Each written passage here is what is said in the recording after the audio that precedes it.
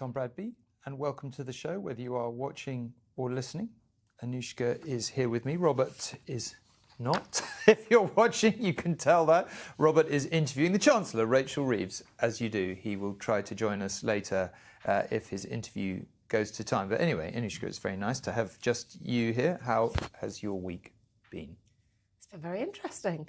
It's been very good. I've been spending a lot of time speaking to groups like the IPPR and the Institute for Government, and last week the Resolution Foundation, because, as you know, my side job is it? My other job is to work on the Peston Show, presenting data. We've got a new brilliant producer who's doing that with us. And so with him, we've been touring the geeks, as we like to call them. And they all have really interesting takes on the Labour government, what's going on at the moment, on economic growth and so on.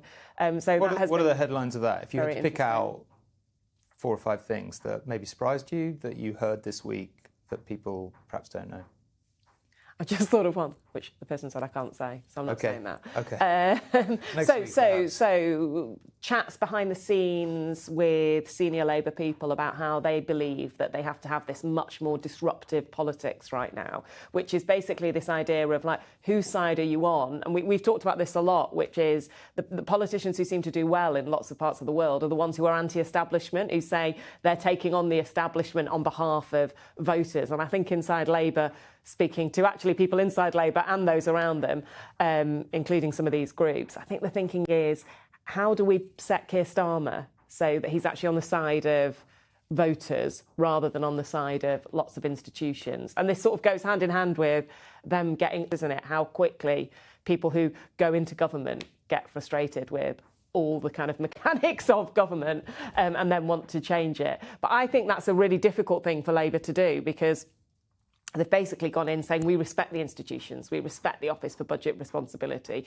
we believe in the civil service, and now they're suddenly thinking maybe that's not what voters want to hear. And what's the mood music in government? And do you find cabinet ministers, senior people in the government relatively easy to engage with, relatively open, or are they kind of a bit standoffish with the media? I mean, I think a bit of both. I think, lots of them will have lunch with you. I had lunch with a very senior person in Downing Street yesterday. Some of them will talk very openly about what's going on. I know quite a lot of them reasonably well, not only because I've been doing this since before many of them were MPs or when they became MPs, but also because I wrote a book I might have mentioned about that whole operation. So very good, very successful book. If you haven't read it, book, yeah, please do. And so I know a lot of them quite well in a way. I've spoken to them a lot, but I do think, and this is again the frustration we have every time a new administration goes in, and we see it every time, they so quickly become nervous of the media. And that relationship can be sometimes, is it hostile's the right word, or fractious, and they don't trust the media and they close in and they try and control everything. I thought actually was Rachel Reeves trying not to do that quite as much this week when she's like, I'll take questions from people with their hands up rather than just the list I've got written in front of me. It's so funny, isn't it? And it's so often counterproductive. I remember when I was political editor, I had quite a good relationship with Gordon Brown before, when he was Chancellor, moving up to becoming Prime Minister. And, I'd seen him quite a few times. We got on well. And then one of his assistants, who shall remain nameless, phoned me up one day because it was a Prime Minister's press conference and had been an opinion poll on the front page of the Times that said that Brown was going to be a less popular Prime Minister than Blair, who was about to depart. And so I asked at the press conference, Tony Blair, why is the Labour Party changing a not very popular leader for an even less popular one? And Tony Blair laughed and, gave some pat answer. And then I got a call afterwards. This enraged official saying, why did you ask that question? I'm like, well, what do you mean? He said, well, Gordon doesn't understand why you had to draw attention to him. Oh, the poll was on the front page of the Times, mate. What are you talking about? And it's that business of, you want to have a good relationship with them, but you also don't want it to affect your coverage, and you're determined that it's not going to affect your coverage, and you're trying to be fair. And some politicians can kind of accept that quite easily, and they sort of, they understand it's like dogs and fleas and you've all got your purpose. And some politicians really don't. I think the other thing maybe people don't know is it's so sociable, Westminster. That's my memory of it. And actually, the thing I miss most, I'd often come in and for a day's work, and I'd have a breakfast with someone, a lunch with someone, and sometimes even a dinner with someone as well. Can't get that through expenses anymore, Tom, despite my best efforts. Yeah. OK, we should chat about that. Anyway, that maintaining... Obviously, our job is to build relationships with these people and to understand what they're doing and get them to tell us stuff. At the same time, it's to hold them to account. And I just think that is the hardest thing about this job, is walking that line as carefully as you can. And some people are grown up about it and some are not. And it's easier when they're in opposition, because sometimes they're sort of moving with the flow, whilst as soon as they go into government, everyone's saying, hang on, why did you do that? Why did you do that? That's unpopular. That doesn't work. I think you kind of have to rise above it in that situation. And actually, if I was them, I'd be a lot less controlled about it all. But fair enough. Maybe a journalist would always say that. Yeah. I just wanted to say at this point, if you have any questions for us, do email them in to talkingpolitics@itn.co.uk. We're going to be probably doing a spin-off show fairly soon in which we take your questions and actually answer them. But for now, we're just very keen to know what you think of the show, what you'd like more of, what you'd like less of. Be polite. I mean, we get enough abuse on X. If you don't like it, say, but you know, constructively. You try to hold back on the swear words. What question would you most fear? What question would I most fear? Something about what I actually think about people. Oh, that's a really hard one. I find, yes, you're so right. I used to get asked that a lot. Like, you do an interview and someone said, so what do you really think of, Do you like them? Yeah, do you like them? Do you like them? That's a hard one. And here's the other thing. I found in all those lunches that I had over the years, countless thousands probably, the thing I found surprising is, let's pick up on this, Keir Starmer is on his feet. I've been hit hard by Storm Eowyn. I spoke with the leaders of the devolved administrations in Scotland and Northern Ireland over the weekend to work with them on support that's required and to pay tribute to all those responding on the front line. Mr. Speaker, kick-starting economic growth is the #1 mission of this government, to put more money in people's pockets and deliver on our plan for change. Today, the Chancellor announced our next steps to deliver the plan for change. A new Oxford-Cambridge corridor, redeveloping Old Trafford and supporting a new runway at Heathrow. We're removing the barriers to investment, supporting innovation and going further faster to boost growth. Mr. Speaker, this morning I had meetings with ministerial colleagues and others in addition to my duties in this House. I shall have further such meetings later today. Mr. Speaker, this April the state pension increased by £470 and over the course of this Parliament by up to £1,900, benefiting millions of pensioners. Does the Prime Minister agree that means testing the state pension would do severe harm? And will he confirm that this government will always protect the state pension and the triple lock? Let me be absolutely clear, Mr. Speaker. There are no means testings of the state pension under this Labour government. We're committed both to the triple lock, to the principle that people should receive pension based on their contribution, regardless of their wealth. And he's right to say 12 million pensioners receiving £470 increase in April. The opposition say they want means testing. That means a cut. The difference is they cut pensions, we're increasing them. Leader of the Opposition, Parental. Mr. Speaker, may I take this opportunity to solemnly commemorate the 80th anniversary of the liberation of Auschwitz, and we remember millions of Jewish men, women and children who were murdered. The Holocaust stands as a unique evil in human history. Mr. Speaker, yesterday the Prime Minister set his growth test. He said, if a policy is good for growth, the answer is yes. If it's not, the answer is no. This morning, the Chancellor embraced a series of Conservative policies. Although many are welcomed, they will take years to deliver.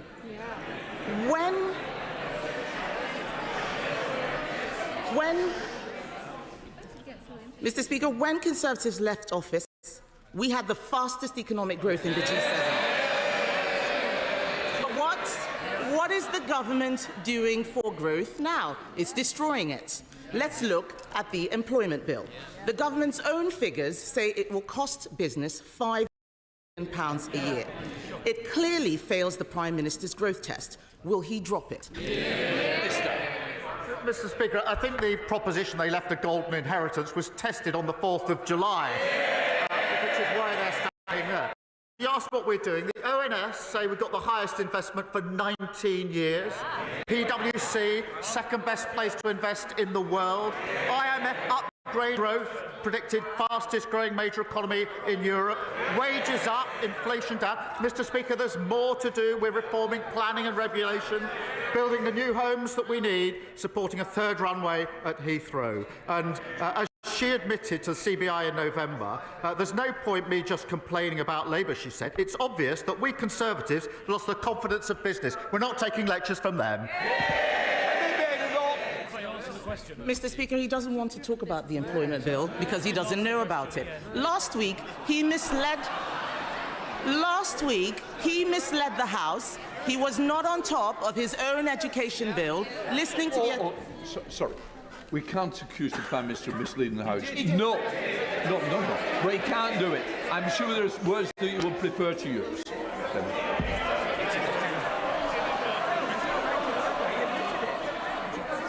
Mr. Speaker, last week he claimed to have laid down an amendment that he had not made.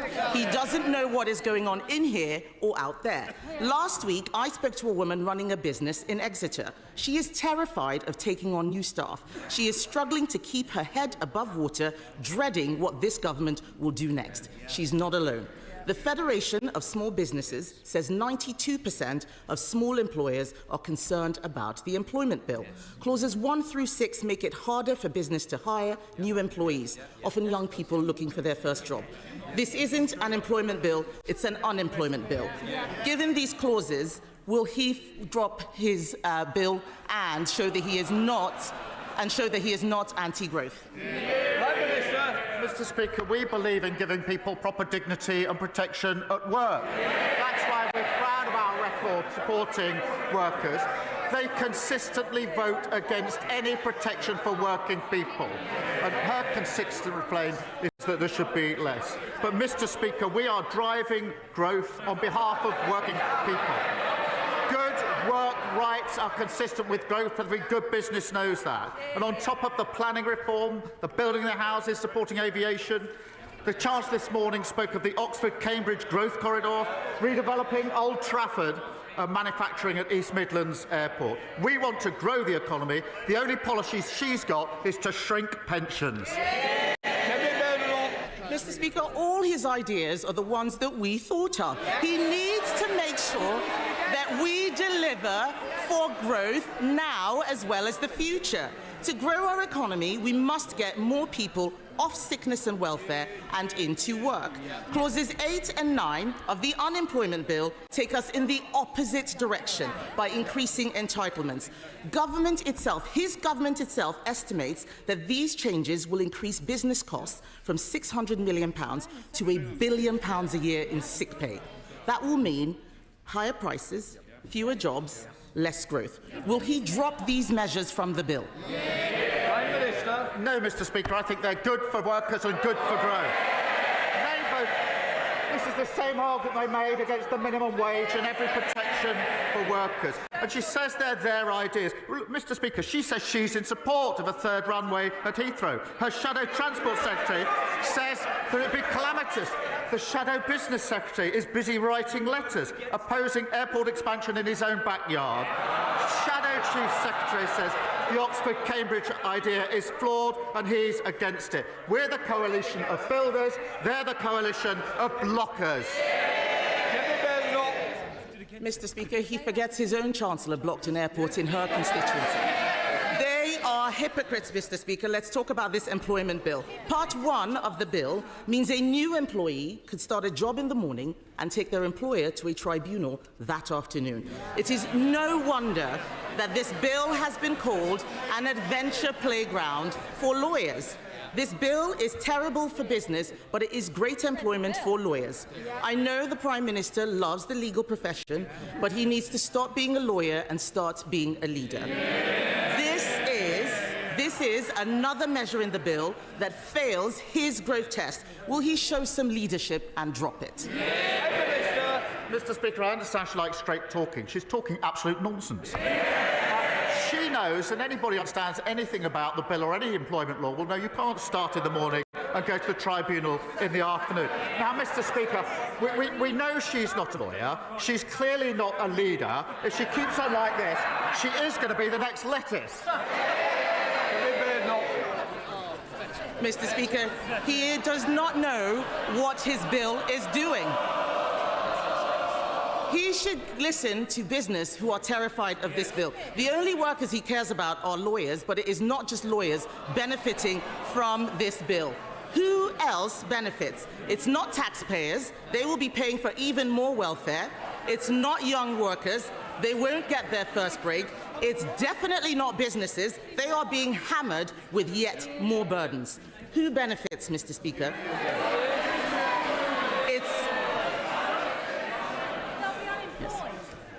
Who benefits? It's the trade unions. It's the trade unions.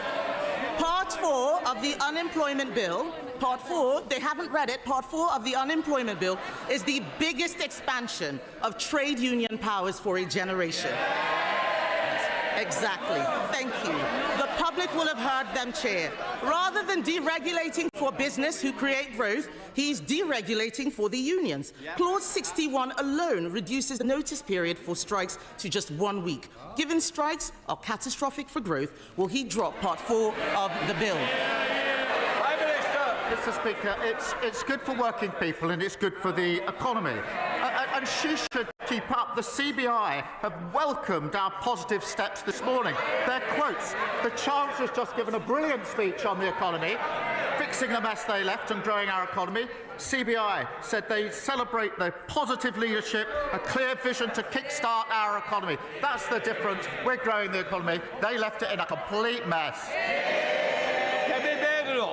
Mr. Speaker, the arrogance of the Prime Minister is that he thinks that it's his government that creates growth. He's wrong. It is business that creates growth. Our economy is built by entrepreneurs, risk takers, and the hard graft of working people. They know that you can't tax your way to growth. You can't borrow your way to growth. You can't legislate your way to growth. Other countries are serious about freeing business from red tape. President Trump is doing it in America. Argentina is taking a chainsaw to regulations.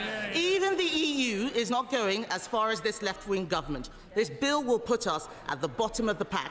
Add it to the jobs tax, the family business tax. It's no wonder wealth creators are fleeing Britain in droves. The Chancellor is desperately trying to save her reputation. She knows Labour have damaged growth. This bill manifestly fails the Prime Minister's own growth test. If he won't drop the unemployment bill, what is the point of his growth test? She's got a nerve. They broke the economy, completely destroyed it. They broke the health service, completely destroyed it. They've ruined us on prisons and everything else you could mention. They failed on every front. They're in no position to give us lectures on anything. And she says that she accepts they failed. They're changing. They've learnt absolutely nothing. Thank you, Mr. Speaker. I welcome the government's action last week to tackle rogue traders who installed faulty home insulation, affecting many of my Luton South and South Bedfordshire constituents. Does the Prime Minister that Labour's Warm Homes plan will tackle fuel poverty and bring down bills for families as part of our plan for change?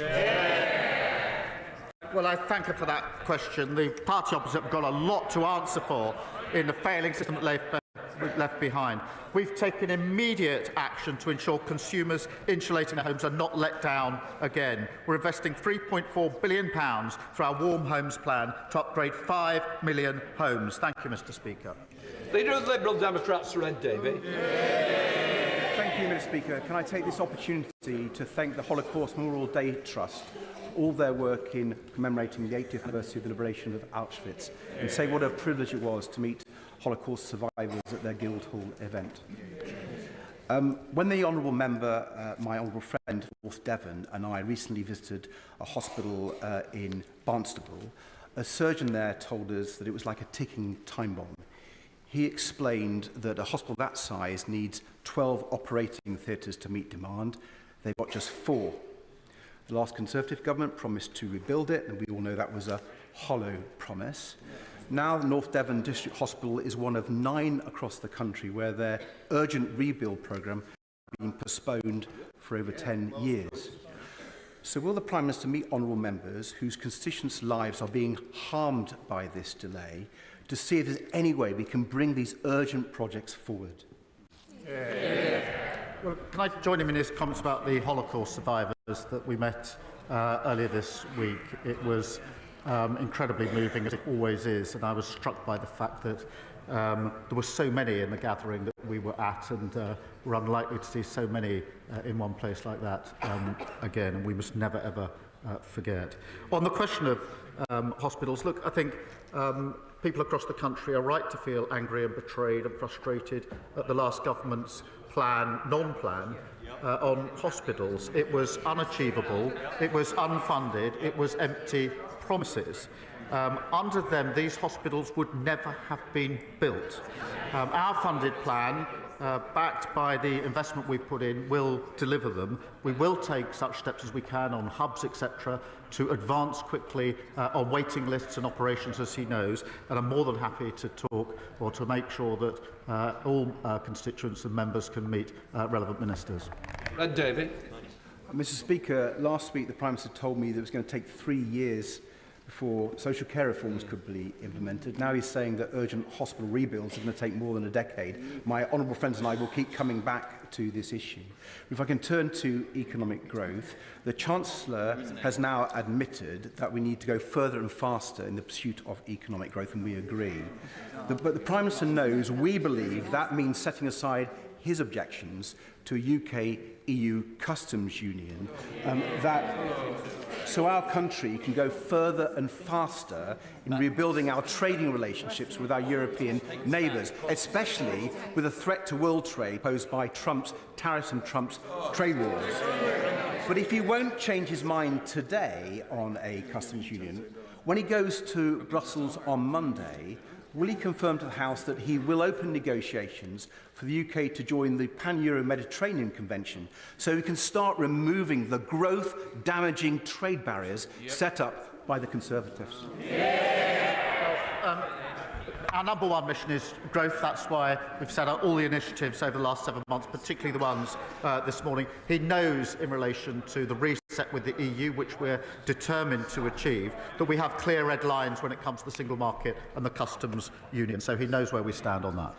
Debbie Abraham. Thank you, Mr. Speaker. Today's Joseph Rowntree Foundation report on UK poverty not only highlights who is most likely to be poor, but also the scale and increase in deep and enduring poverty. I was encouraged by the Prime Minister's response to me before Christmas at the Liaison Committee, where he explained and acknowledged that disabled people experience poverty because of their extra costs, and that while over 2 million disabled people can and want to work, many others cannot and should receive adequate support. Many vulnerable claimants are worried following speculation that the £3 billion of savings to be found in the social security budget may impact on their disability benefits. Will my right honourable friend agree with me that language matters and that their concerns must be heard? Yeah. Well, I thank you for raising this, and I know it's an issue that she's deeply concerned about and campaigns on. The rise in poverty, Mr. Speaker, caused by the mismanagement of the economy by the party opposite is unacceptable. Our officials will ensure that work is accessible to as many people as possible as a route out of poverty. Mr. Speaker, that includes the new Connect to Work programme, expected to help 100,000 disabled people find and stay in work. Gavin Robinson. Speaker, may I firstly thank the Prime Minister and the Chancellor of the Duchy of Lancaster for their sterling support over the last number of days for Northern Ireland in the aftermath of Storm. It's greatly appreciated and demonstrates how well the Union works. Mr. Speaker, on the 15th of August 1998, the fragility of in Northern Ireland was shattered when the real IRA detonated a bomb in Omagh town. 29 people died and a further 2 unborn twins never saw this world. Through the dignity and the stoic campaigning of Michael Gallagher, whose son Aidan died, a public inquiry was secured through the courts, who recommended in 2021 that the Irish government should similarly hold an inquiry to understand what could have been prevented, given the cross-border nature of this atrocity. The bomb was prepared in the Irish Republic and transported from the Irish Republic. Will he use his good offices to ensure that truth is delivered and justice arrives for the families of those who so needlessly lost their lives from Irish Republican terrorism? First, on the question of the storm, can I assure him that we will continue to work with the leaders in Northern Ireland to ensure that we deal with what was really devastating in Northern Ireland for very many people still without power and all the associated problems that are associated with that. In relation to the Omagh bombing inquiry, I thank him for raising this. It was a heinous and cowardly terrorist attack, and it shocked the world. Our thoughts are with the family members now taking part in commemorative hearings this week. I do welcome the Irish Government's commitment to cooperate with the inquiry. The Secretary of State for Northern Ireland has raised with the Irish Government the importance of working together on addressing these and all legacy issues, and I'm grateful for him for raising this very important issue. Jack Cabot. Mr. Speaker, the Ipswich Northern Bypass is a project of local, regional and national importance, one on which the future of our town and county hinges.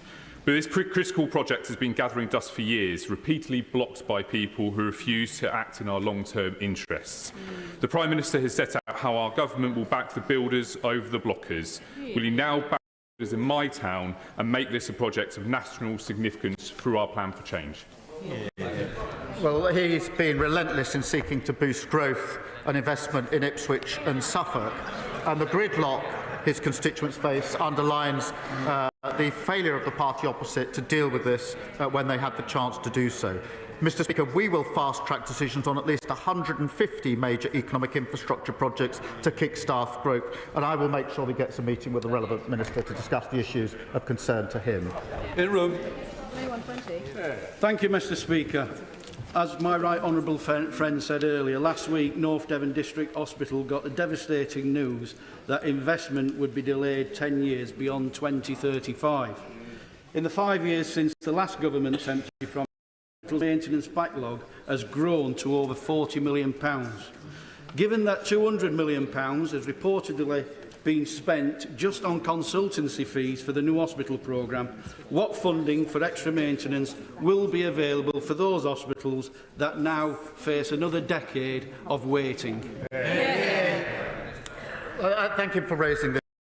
It will be angry and frustrated at the empty, unfunded promises left by the Conservatives.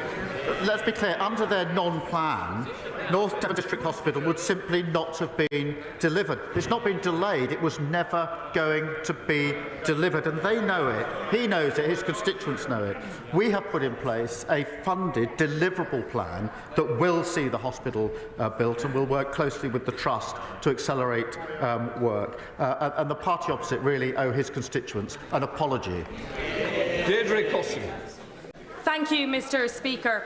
Children in Ealing Southall will be sleeping on sofas and on living room floors tonight due to 14 years of failure from the Conservatives.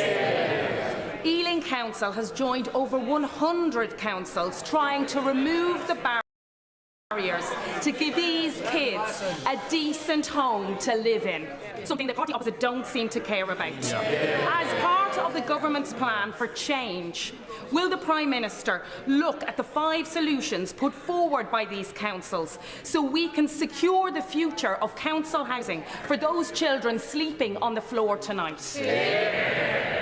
Well, she's right to raise this very serious issue. We are committed to working with every council to deliver the biggest increase in social and affordable housing in a generation.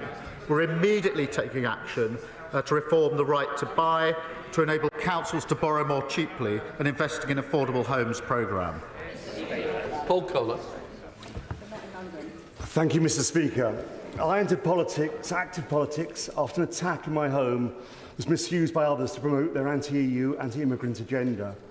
My life was saved by 2 brave police officers from Wimbledon Police Station.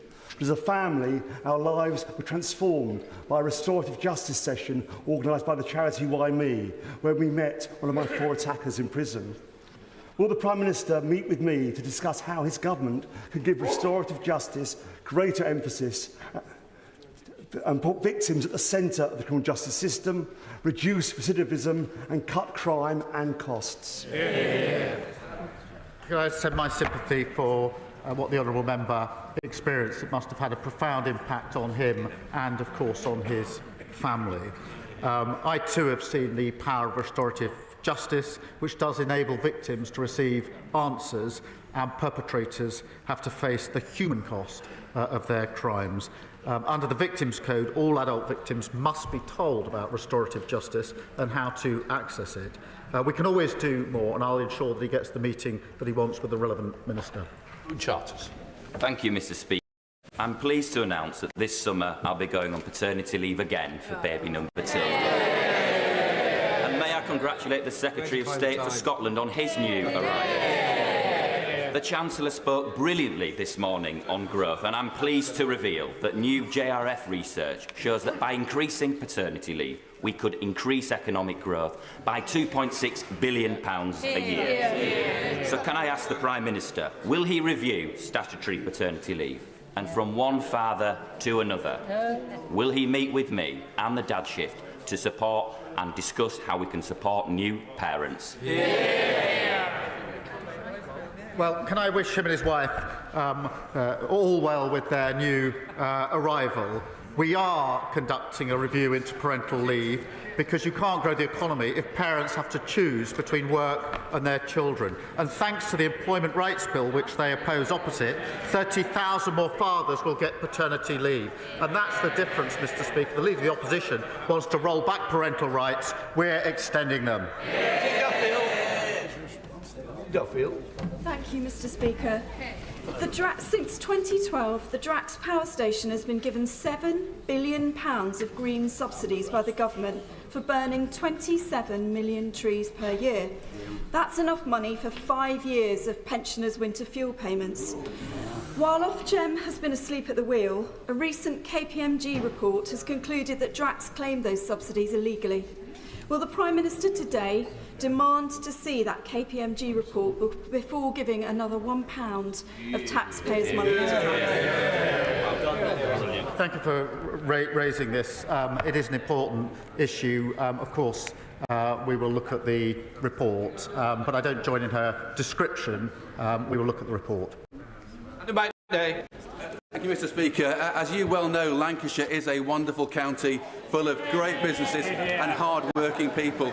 But for too long, we've been held back by an outdated 2-tier council system. The government's English devolution bill is a massive opportunity for us to get back in the fast lane and catch up with the likes of Manchester and Liverpool. So will the Prime Minister join with me in calling on all Lancashire leaders to work together in the interests of our residents, putting aside political differences and self-interests, and move forward in faith to unleash Lancashire's huge potential? Well, he, of course, has given decades of service to his community, Mr. Speaker. I'm a firm believer in moving power out of Westminster into the hands of those with skin in the game. That's how you boost growth, create opportunities and drive reform. I'm pleased that we're establishing a combined county authority in Lancashire. Our ambition is for mayors across all areas of England who can take advantage of the powers set out in the Devolution White Paper, including in Lancashire. Clive Jones. Thank you, Mr. Speaker. I declare my interest as the Governor of the Royal Berkshire Hospital and that a family member has shares in the medical company. In the gallery today are patients who use the Royal Berkshire Hospital. Parts of its estate are crumbling as we speak, and it urgently needs a rebuild, but we're going to have to wait until at least 2037. Can the Prime Minister please explain to these visitors and the House why he thinks that it is acceptable that staff and patients dodge buckets collecting rainwater from leaking roofs for another 18 years. And will he meet with them and explain it to them face to face? Well, I'm grateful to him for raising this on behalf of his constituents. So I speak obviously to them, and his constituents will hear the answer. There wasn't a plan for this building. It was a pretend plan. It was a fiction. It was unfunded and it was undeliverable. It only existed in the head of Boris Johnson. And the frustration for his constituents, and I really understand it, is they thought, because they were promised, that they were going to get something which the party opposite knew was never going to be delivered. That is absolutely unforgivable. We will pick that up. We put in place a funded scheme to build as quickly as we can, but it's got to be funded. It's got to be deliverable. That's the difference between the approach that we're taking and the approach that they took. And of course, I'll make sure a relevant minister meets with him and his constituents in order to explain that more fully to them. Thank you, Mr. Speaker. In China, DeepSeek has developed an AI model almost as good as the most advanced technology from OpenAI. In the US, they're investing up to $500 billion in building out data centres. Now, to build data centres, you need two things: lots of energy and ideally cold weather. Fortunately, Scotland has both of those in abundance.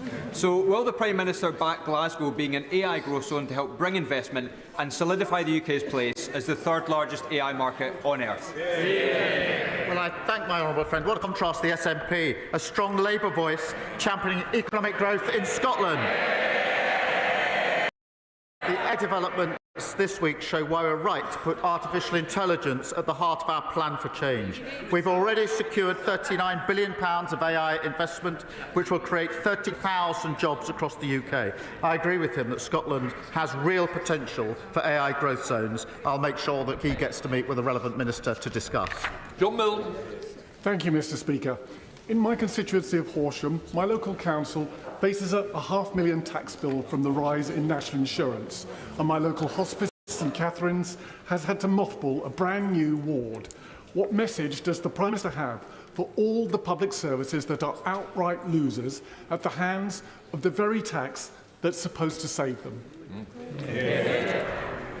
Well, I'm grateful for him for raising this, as he knows the settlement to local councils was an increase this year, so they have more money to deal with the problems they face. They were underfunded, broken by the last government. We've now put that support, that funding in place. That's the right thing to do. Thank you very much, Mr. Speaker. It was such great news when the government decided that it was right to pay compensation to the LGBT veterans who'd unfairly lost their jobs. But unfortunately, they're not alone. There are others who've been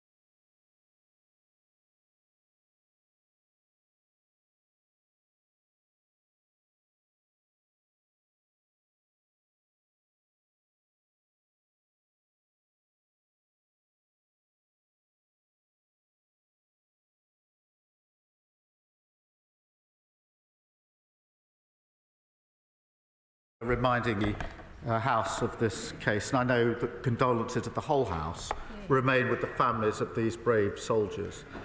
We will never forget the vital role they played to support the coalition operation in Iraq. Can I thank him and pay tribute to his service? We are immensely proud of our armed forces and their courage and dedication as they keep our country safe. Jeremy Wright. Thank you, Mr. Speaker. The Prime Minister may know that this time last week, representatives of those who've been injured seriously by COVID vaccines were giving evidence to the COVID inquiry, including my constituent Kate Scott. I hope he also knows that the compensation available to those people isn't adequate and isn't adequately accessible. I'm grateful to the Health Secretary for the thought I know he is giving to how that position may be remedied. But can I ask the Prime Minister to give his personal support to that objective? Not just because it's the right thing to do for the people affected, but also because it will support the objective we should all share to maintain public confidence in vaccination. Well, thank you for raising this, and as he says, the Health Secretary is looking at it, and I can assure him I will also look at it with the Health Secretary, and we will get back to him as we do so. Rachel Taylor. Thank you, Mr. Speaker. This week I heard a story from an elderly resident in Bedworth. Colin Basra phoned the GP surgery to make an appointment for his elderly wife and was told no appointments would be available for 3 months. Does the Prime Minister agree with me that this is utterly shocking and horrifying and is a direct result of 14 years of neglect by the party opposite? I thank her for raising it. She's right to raise it. She's absolutely right. The damage they did to the NHS was absolutely unforgivable. We are taking steps to make sure more GP appointments will be available. We're getting the waiting list down. We're putting the investment in the NHS. As with everything else, we're clearing up the mess that they left behind. Final question, Andrew Rosender. Thank you, Mr. Speaker. The Prime Minister should know that my constituents in Romford are shocked, angry and dismayed by the suggestion by the ONS that the population of this country will rise to 72.5 million by 2032. Mr. Speaker, that's 500,000 people a year, which is unsustainable. Who voted for that? And will the government do something to ensure that the population of this country is sustainable going forward? Because there is no mandate for such a colossal increase in immigration in this country. I think he should talk to his leader. Because net migration went through the roof under the last government, nearly 1 million, quadrupled. And who was cheering it on? Who was cheering it on? The leader of the opposition. His constituents are right to be concerned about the loss of control by the last government. We're taking control. We will bring these numbers down. But the record is absolutely clear, and it sits right there. That completes Prime Minister's questions. We'll let the front bench change over. There we have some exchanges at Prime Minister's questions. Growth and, towards the end, immigration, both prominent. We'll talk about both. But before we do, Rachel Reeves has been giving a speech about growth this morning. Let's hear what she had to say. As our only hub airport, Heathrow is in a unique position, and we cannot duck the decision any longer. I have always been clear that a third runway at Heathrow would unlock further growth, boost investment, increase exports, and make the UK more open and more connected. And now the case is stronger than ever, because our reforms to the economy, like speeding up the planning system and our plans to modernise UK airspace, means the delivery of this project is now set up for success. Anushka, to you, the trickiest question of the week. How many times do you think Rachel Reeves used the word growth in that speech? Well, in case you missed it, Tom, economic growth is the #1 priority for this country. 53. 53. That's a good effort. How long was the speech? That's pretty know. good. That's pretty good.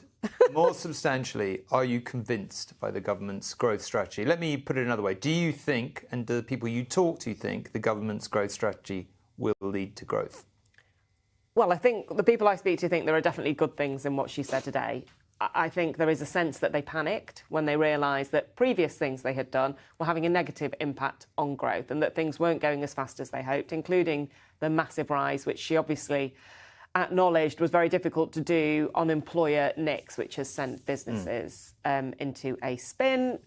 Kemi Badenoch today at PMQs also trying to focus on the Employment Rights Bill, which I think a lot of businesses are not too keen on. You know, there is stuff in there. The things she has decided to go for are the things where you can try and get a result more quickly. You know, we talked about it here before, that Heathrow is oven ready, as Boris Johnson would put it. I mean, it actually could still take 10 years to happen, but it is a plan that is ready to go. The Oxford-Cambridge link is something that was already being talked about. And the same for actually a number of the other projects. The one thing that is, I think, a bit of a critique on it today, I think they tried to come up with an answer, is the big things they focused on are in the southeast, right? You're talking about largely runways in southeast airports, although they did mention the Midlands as well. And you're talking about a line between Oxford and Cambridge. Now, that doesn't really fit with what I remember hearing from Rachel Reeves and from Keir Starmer, which is that what they really cared about was regional economic growth, regional inequality, and that the way to drive growth was to fix some of those problems. So I've been talking to people since the speech who particularly, you know, represent northern communities about whether they feel that this is too skewed to the south. And it was interesting. I was speaking to Henry Morrison from the Northern Partnership Powerhouse. I think I've got that wrong, sorry, but the MPP, basically about, do you look at this and think, God, it's so much to the southeast? Now, there was actually a lot of mentions of the north in the speech, and I was speaking to someone inside Downing Street yesterday, and it seemed pretty clear to me that things were being added yesterday because they knew that the narrative was very southern focused. But those are quite small beer in comparison to the two we've just mentioned. Old Trafford, not as big a project. Wrexham, not as big a project. Train line across the Pennines was already happening. But there are some things that people are quite excited about in terms of economic growth across the regions. One is the reform of what's known as the government's Green Book, which is basically the way they make investment decisions, which tend to favour London over the rest of the country. There is hope that they are going to seriously reform that. And another is that they're going to have, you know, a kind of a new authority that's going to very much focus on the institutions and the investment possibilities in the north. So they're not as worried as I thought they might be. But definitely there is a narrative today that doesn't chime with what they said, I don't think, previously, which was economic growth is actually only going to be possible and only should be achieved through regional equality. Can we talk about immigration? Because obviously there was this prediction this week by the government's own body that suggested that the population was going to grow by 7 million over the next 5 years. That's the wrong way around, 5 million over the next 7 years. Better not get this wrong. Now, that's a huge population growth, and they also made clear it was all going to come from immigration because births and deaths were going to cancel each other out. Now, for context, I'd have to say that if someone asked me, if anyone does email in questions about what things I've been most frustrated about over the covering politics for the last 35 years, it would, I mean, I might have a few choices, one of which politicians never answering the question, but I think pretty close to the top of the list would be all discussions about immigration. Now, that's not to say that I think immigration is good nor bad. That's not my position to say. It's just that, on the one hand, and I just want to put this out there and see which bits of it you agree with and which bits of you don't. On the one hand, you have politicians repeatedly saying, certainly from David Cameron onwards, immigration is too high, we're going to do something about it. You know, Cameron obviously said we're going to reduce it to the tens of thousands. So on the one level, they say something that's never going to be achievable, and they go on not to achieve and to miss their targets massively. Affecting trust. Affecting trust. But here's the other point. When you look at the details, we need immigration the way our economy is structured in order to keep economic growth going. We need immigration to fill the jobs in the NHS and social care and all the other things that people don't. We need immigration because if you actually look at the public finance graphs, obviously, certainly particularly when people came from Eastern Europe, we didn't have to, you know, they came as fully fledged workers, we hadn't had to educate them, and they often went home, you know, before they retired, so we didn't have to care for them when they were old. That was very beneficial to the public finance, and on and on and on. There is a positive case for immigration, which no one ever makes. And we're sort of in this world where, like, okay, if you're gonna let hundreds of thousands of people in, first of all, you need to make the argument for it, and secondly, you need to build the houses and all this, and that just never happens. So we end up in this completely frustrating world where people are really annoyed about immigration. And I'm not saying it's a good or a bad thing. I'm just saying we're in the world of all mess, and no one ever talks about it intelligently. Fair or unfair? I don't think no one ever talks about it intelligently. I think we do. We often have quite intelligent discussions about immigration, I think. But anyway, Well, I mean, politicians never really talk about it in the round. It's a difficult issue, right? Because it's an unpopular thing that immigration has risen to the rate it has. And there is a sense, although there has always been a sense, that we're not allowed to talk about it. I remember reading back a Tony Blair speech in 2005 where he said, in the past you weren't allowed to talk about immigration, but now I'm going to talk about it, and so on and so on. So I think there is a bit of a myth around the fact that we actually do always talk about it, and we talk about it at length. We were talking about it in 2005. I remember going to Slovakia when we had the accession of new countries in the EU. We were talking about immigration then. We're still talking about it now. Now, should there be a more positive case made for it? I've actually gone on a bit of a journey on this issue through my reporting, which is to say, on the one hand, you can make the argument, and I remember Caroline Lucas, when she was leader of the Green Party, making it an event I was at. I was hosting a kind of debate, and she was saying, you know, immigrants bring in more tax than they take in benefits. And if you look at those figures, they do, right? Yeah, by a long way.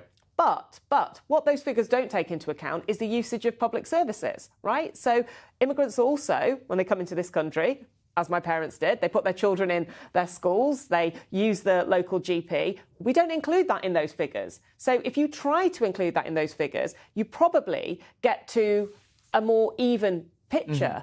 And so actually, is it irresponsible to suggest to people who can feel and see that this is not the case, that immigrants bring in way more money than they take out of the system? So I think there's almost like, it's not honest on either side of the debate. Then also, there's different experiences around the country. Just before the Brexit vote, I travelled to 6 different places around the country to talk to people about immigration and how it affected their community. And I went to Peterborough, and you could see that in a very short period of time, there had been a massive increase in immigration that had changed the way that this part of Peterborough I was sitting in felt, smelt, looked, sounded, right? And I remember sitting there with this guy who had been born in the same place and had lived there his whole life and had watched his community change around him, and who felt really economically insecure and didn't understand what was happening and was going to vote for Brexit because he felt that immigration had done this to his town. And the changes were real. And I went to the local GP surgery, and the reality was it had put pressure on the GP surgery, and it had put pressure on the local school where there was a really transient population. And you have that experience. And then I went to Lee in Greater Manchester, where there was almost no immigration at that time, and people were also angry about immigration. And I thought to myself, well, why are you angry when it's not happening here? But I do understand that they're looking at what's happening in other parts of the country, and they're feeling economically insecure, and they're thinking, is immigration going to come to where I live, and is it going to have an impact on our services? I think I just want to be clear about what I'm saying. I'm very specifically not saying that high immigration is a good thing or a bad thing. I think there are perfectly legitimate views on both sides. There are, lots of people. We should be more honest about it. Well, there are lots of people who quite legitimately think high immigration is a good thing. There are lots of people who quite legitimately think we shouldn't have any immigration at all, or minimal, for the reasons you outlined. I guess my frustration, and I suspect... Well, I don't think that's the answer to what I was saying, but no. But my frustration, I suspect the frustration of a lot of people listening or watching this, is if you're going to have immigration in the hundreds of thousands, and you have to get out, surely, and make the case for why you need to economically to fill jobs and so on and so forth, and then put the infrastructure in place, build more houses, make sure you've got NHS, blah, blah, blah, or cut it right back and just accept the consequences. But don't have high immigration, constantly say it's a bad thing and you're going to reduce it, and then do nothing about Obviously, it's been a massive trust issue for people. And then we have to ask, why do we need so many people coming into the country? And actually, Rachel Reeves made the argument for high-skilled people coming into the country. Part of the reason we need it is because we haven't trained people in these shortage industries back here. So we need to train them. And again, successive governments talk about doing it and then never actually do it. But there is a negative impact for the amount of immigration. I mean, I agree with you in as much as I don't have a position on it either way. What I think is problematic is, and I thought this when I was travelling around the country, if people don't have a school place for their kid, or their housing is difficult, or they feel that their children aren't going to get a home down the road, or they're waiting, weeks for a doctor's appointment, it may be nothing to do with immigration, but it's a problem. And we have to fix the problem if you want to take away the anxiety that people have about immigration. So I sort of think, in a way, we talk about immigration, but the problem isn't all about immigration. It's about people's actual experiences of their lives.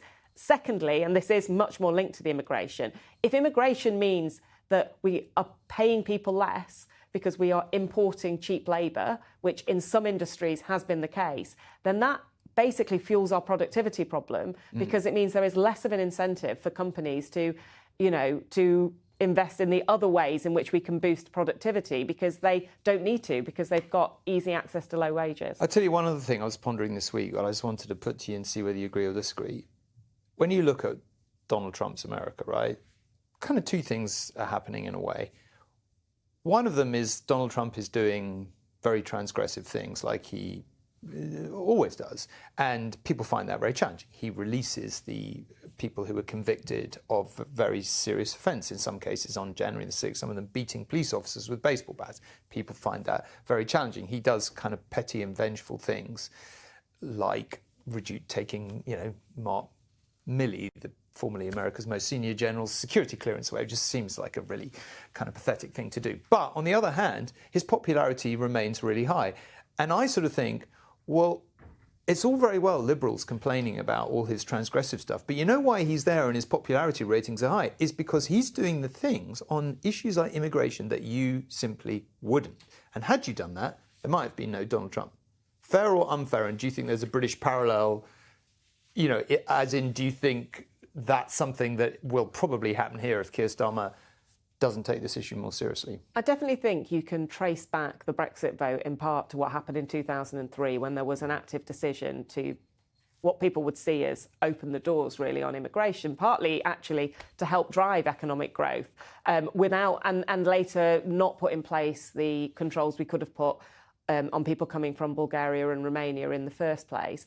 And I think that by allowing that to happen without properly understanding the way that people were feeling about it and how they might react to it and what it might mean for their public services, and therefore the need to kind of bolster those public services in the face of that, led to a position where, when the Conservative Party were thinking what to do, there was an upsurge towards Brexit, in part because there was so much anger. I mean, I remember speaking to Mark Reckless. Do you remember him? I do. He was a Conservative MP who defected to UKIP. And it was just the year before we had to lift all the controls on people coming from Eastern Europe. So actually in the second round, we had put some controls in place and then we had to lift them. And that was the driving force for everything that he went on to do, which was to join UKIP and then to go on to push for the Brexit vote. And ultimately, that inside the Conservative Party was what led to David Cameron needing to, in his eyes, hold this referendum, and possibly led to the Brexit vote itself, which, again, don't have a view on whether that was the right or the wrong thing to do, but if people didn't want it to happen, then they needed to understand that people were frustrated about the situation for a lot longer. And ultimately, I do think, from everything I've seen, I know people say there's sovereignty, there's democracy, there's other reasons why we voted for Brexit. I do think worries about the levels of immigration were basically the biggest driver, and the fact that immigration has since soared is a huge, huge, huge problem for public trust. Mark Reckless. What a name. I mean, that's a name to conjure with, isn't it? We sort of need to wind up in a second. I just want to look forward to what you think people will be talking about over the course of the next week. But I was just thinking back to the very start of our conversation. I just wanted to finish this because we were talking about, politicians and getting to know them. And one of the things I was pondering as you were talking about it was, you never know who you're going to like when you meet a politician for the first time. Did you find that? Like, you might think you're going to like X or like Y, but obviously there's personal chemistry involved and you just never know. And sometimes I'd go, and it's got nothing to do with party, like I liked people in all parties, and you would often turn up and you come out and you think, oh, that was a great lunch. I really got on with that politician.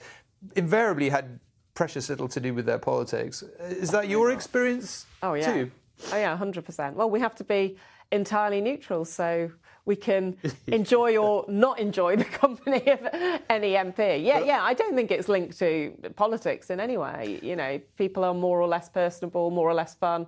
I always think there's little things between parties that you can see. Like, I think Conservatives are more likely to drink alcohol in the day. Oh, is that true? I think so. I think Lib Dems are more likely to stick to the water. Okay, God, that literally backs up every cliche there is, isn't there? God, I'd never thought about that. A Tory's more like, I mean, I was political editor for 10 years ago, so I feel like it was more of a drinking era. I mean, I always used to say to people, you know, would you like a drink? And you know, for a long time, if they always say, oh, well, I will if you will, which is it's disastrous. And then you kind of would have a drink. And then as time wore on, I thought I really don't want to drink at lunch. And so I would try and avoid it. But then it gets kind of... The culture has changed a bit, hasn't it? Yeah, the culture has... less likely. Culture has changed a bit. Part of the reason this came up is you said you're afraid of being asked the question as to who you like and who you don't like. And I completely... And I won't answer it, just like a politician.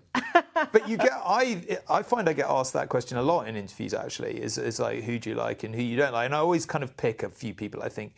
Like, I remember going to lunch with Neil Kinnock for the first time, and, you know, 3.5 hours later and several bottles of wine down, I rolled away down the street. And I've always liked, you know, he's just the most tremendous company. I've liked him ever since. You know, equally well, I liked William Hague and various other people who I had no idea whether I'd like them or not, and you turn up and, you know, but he's very funny and engaged. People can be charming, but it doesn't mean you should trust them.